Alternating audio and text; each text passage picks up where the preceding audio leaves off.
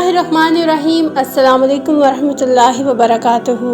Welcome back to our channel कससुल अंबिया bye TQ। Channel को subscribe करना मत भूलिएगा और साथ ही बने बेल आइकन को भी प्रेस कर लें ताकि आपको आने वाली वीडियोस की नोटिफिकेशन टाइम पे मिल सकें। अल्लाह पाक के बरगज़ीदा नबी और बनी इसराइल के मशहूर पैगंबर हज़रत मूसा अलैहिस्सलाम 1571 क़ब्ल मसीह को मिस्र में पैदा हुए। फ़िरौन को मालूम हो गया था कि बनी इसराइल में एक लड़का पैदा होने वाला है जो उसकी बर्बादी का बायस होगा, इसलिए वो बनी इसराइल के सब लड़कों को कत्ल करा देता था। लिहाजा आपकी वालदा ने आपको एक संदूक में बंद करके नील में बहा दिया। एक दफ़ा फ़िरौन और उसकी बीवी हज़रत बीबी आसिया एक साथ सैरो तफरीह के लिए निकले। जब दरियाए नील पर पहुँचे तो उस वक्त फ़िरौन की बीबी आसिया की नज़र एक संदूक पर पड़ी जो दरियाए नील पर तैरता हुआ जा रहा था। फ़िरौन का असल नाम वलीद बिन मुसअब बिन रयान था, जो कि एक बड़ा जालिम और सरकश बादशाह गुजरा और उस वक्त मिस्र के बादशाहों को फ़िरौन कहा जाता था। बीबी आसिया ने फ़िरौन को मुखातिब करके कहा कि इस संदूक के अंदर क्या है। ये सुनकर फ़िरौन ने अपने वज़ीर को फ़ौरन संदूक के निकालने का हुक्म दिया, जिस पर फ़िरौन के वज़ीर ने हुक्म की तकमील करते हुए उस संदूक को बाहर निकाला। जब उस संदूक को खोला गया तो उसमें एक हसीन जमील बच्चा नजर आया। ये देखकर फ़िरौन को फ़ौरन अपना ख्वाब याद आया जो उसने अपनी सल्तनत में देखा कि कोई बच्चा पैदा होगा जो बड़ा होकर मेरी बादशाही खत्म कर देगा, जिस पर फ़िरौन ने उस बच्चे को फ़ौरन कत्ल करने का हुक्म दिया, जिस पर बीबी आसिया ने मना फरमा कर कहने लगी कि हमारे यहाँ कोई बच्चा नहीं है, बस इसकी हम परवरिश करेंगे। और फ़िरौन से कहने लगी कि अगर आपको फिर भी शक है तो उसको आजमाएं कि एक तरफ इस बच्चे के बाईं तरफ से पानी रख दें और दाईं तरफ जलते हुए आग की कोयले रख दें। अगर ये बच्चा बड़ा होकर आपकी सल्तनत को नुकसान पहुंचाएगा तो जरूर ये होशियार होगा, जिस पर जरूर ये अपने हाथ को पानी की तरफ मोड़ देगा, अगर नहीं तो ये अपने हाथ को आग की तरफ कर देगा। तब मुमकिन ही नहीं कि ऐसा बच्चा बड़ा होकर आपकी सल्तनत को कोई नुकसान पहुंचाए। जिस पर फ़िरौन ने अपने वजीरों और मशीरों को ये काम करने का हुक्म जारी किया। तब हज़रत मूसा अलैहिस्सलाम अपने हाथ को जब पानी की तरफ बढ़ाने लगे तो फौरन अल्लाह ताला ने हज़रत जिब्राईल अलैहिस्सलाम को हुक्म फरमाया कि फौरन जाकर मूसा का हाथ आग की तरफ कर दो, ताकि फ़िरौन को मालूम ना हो सके कि वाकई ये वही बच्चा है जो मेरी सल्तनत को खत्म कर देगा।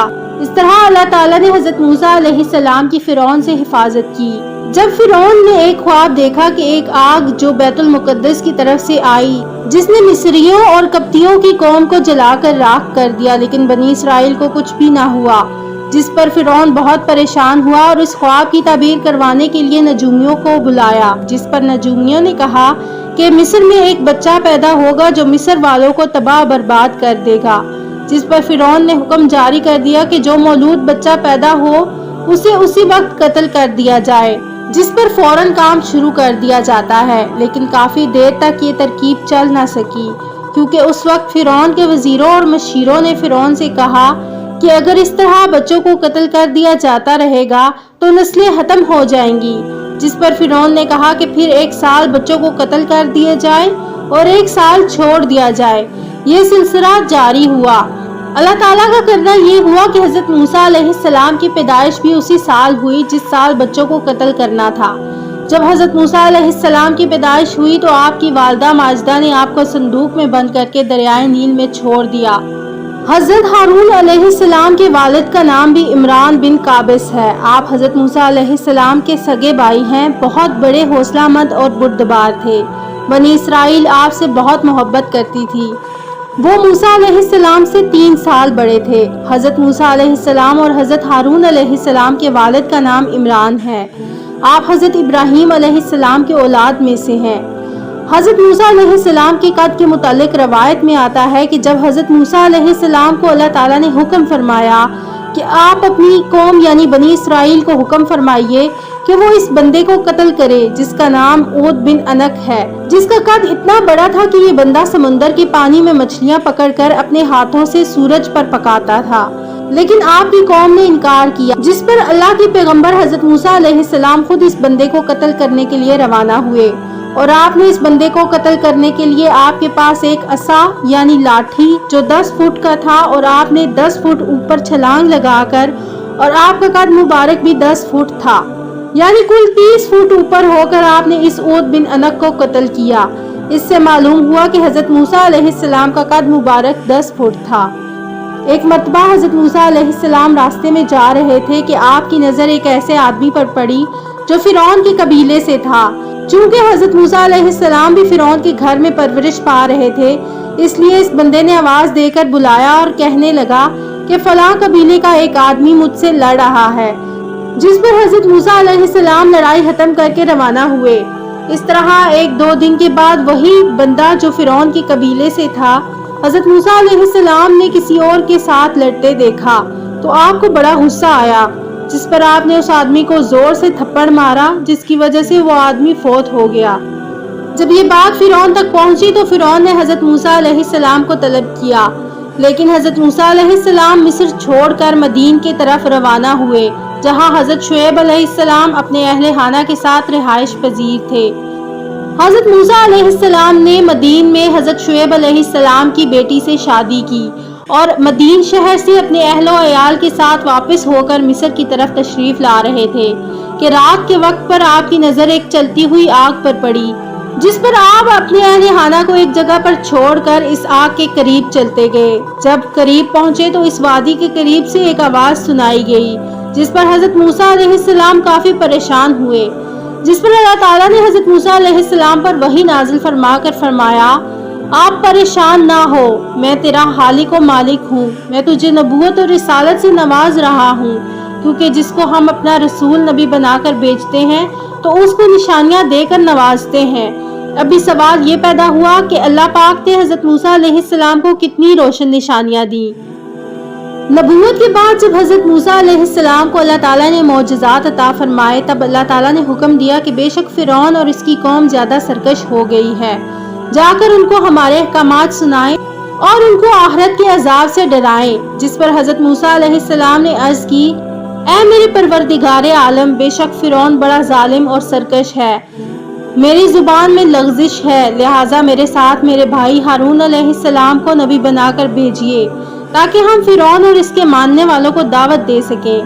اس کے بعد حضرت موسیٰ علیہ السلام اور حضرت ہارون علیہ السلام دونوں فرعون اور اس کے ماننے والوں کو دعوت دینے لگے، جس پر فرعون نہ مانا اور حضرت موسیٰ علیہ السلام کو جادوگر کہہ کر چیلنج کرنے لگا، جس پر حضرت موسیٰ علیہ السلام نے فرمایا کہ مجھے قبول ہے۔ تب ایک دن مقرر ہوا کہ اس دن فرعون اور اس کے پیروکاروں کے میلے کا دن تھا، جس پر فرعون نے بہت سے ممالک سے بڑے بڑے جادوگر بلوائے اور لوگوں کو جمع کروانے کے لیے اعلانات کروائے، جس پر دور دراز کے لوگ جمع ہونا شروع ہو گئے، لہٰذا میدان سج گیا، جس پر جادوگروں کی تعداد بھی کافی تھی اور فرعون اپنے تخت پر متکبرانہ انداز میں بیٹھا تھا۔ جب جادوگروں کو کوئی کارروائی کرنے کا حکم جاری ہوا، تب جادوگروں نے حضرت موسیٰ علیہ السلام سے ادب سے کہا کہ آپ ابتدا کریں گے یا ہم؟ آپ نے فرمایا کہ آپ شروع کریے، جس پر جادوگروں نے اپنے چھوٹے کرشمے دکھانا شروع کر دیے۔ نتیجہ یہ نکلا کہ ہر طرف سے سانپ ہی سانپ نظر آنے لگے، جس سے لوگ ڈر گئے۔ اس کے بعد حضرت موسیٰ علیہ السلام نے اپنے اللہ تعالیٰ کی طرف سے عطا کردہ معجزے سے اپنے عصا مبارک کو زمین کی طرف پھینکا، جس پر یہ عصا ایک بڑا سانپ بن کر نظر آیا اور تمام سانپوں کو ایک ہی لقمہ میں نگل گیا، جس پر تمام جادوگر آپ کا یہ معجزہ دیکھ کر کہنے لگے کہ ہم ایمان لے آئے ہیں اس رب پر جو موسیٰ اور ہارون کا رب ہے۔ اس کے بعد حضرت موسیٰ علیہ السلام اپنی قوم کو لے کر جب روانہ ہوئے تو اس وقت فرعون اپنے ساتھیوں کے ساتھ حضرت موسیٰ اور ان کے قوم کا تعاقب کرنے لگی۔ جب حضرت موسیٰ علیہ السلام اور آپ کی قوم دریائے نیل کے قریب پہنچی، تب حضرت موسیٰ علیہ السلام نے اپنا عصا مبارک یعنی لاٹھی کو دریائے نیل پر مارا، جس سے دریائے نیل میں 12 راستے بن گئے۔ آپ علیہ السلام نے اپنی پوری قوم کو دریائے نیل سے پار فرمایا۔ تب فرعون اپنے لشکر کے ساتھ آ پہنچا، لیکن اس وقت حضرت موسیٰ علیہ السلام اور آپ کی قوم دریائے نیل کراس کر چکی تھی۔ جب فرعون نے دریا کے اندر راستہ دیکھا تو فوراً اپنے گھوڑے کو آگے بڑھانے لگا، لیکن گھوڑا آگے بڑھنے کا نام ہی نہیں لے رہا تھا۔ تب اللہ تعالیٰ نے جبرائیل امین کو فرمایا کہ فوراً جنت سے ایک گھوڑی لے کر فرعون کے گھوڑے کے سامنے لے جا، تاکہ فرعون کا گھوڑا اس گھوڑی کو دیکھ کر آگے بڑھے۔ حضرت جبرائیل امین نے جنت سے ایک گھوڑی لا کر دریائے نیل کے پاس کھڑی کر دی۔ تب فرعون کا گھوڑا آگے بڑھنے لگا۔ جب فرعون اور اس کا لشکر دریا کے درمیان پہنچا تب اللہ تعالیٰ نے دریا کو جاری ہونے کا حکم فرمایا۔ اس طرح فرعون اور اس کے لشکر کو اللہ تعالیٰ نے تباہ و برباد کیا اور فرعون کی لاش کو قیامت تک عبرت کا نشان بنایا۔ وہ آج بھی مصر کے عجائب گھر میں موجود ہے۔ حضرت موسیٰ علیہ السلام پر جو قوم ایمان لائی اس قوم کو اللہ تعالیٰ نے بہت سی نعمتوں سے نوازا، حتیٰ کہ جب بھی اس قوم کو بھوک لگتی تو ان کے لیے جنت سے تیار شدہ کھانا آتا جس کو من و سلوہ کہتے ہیں۔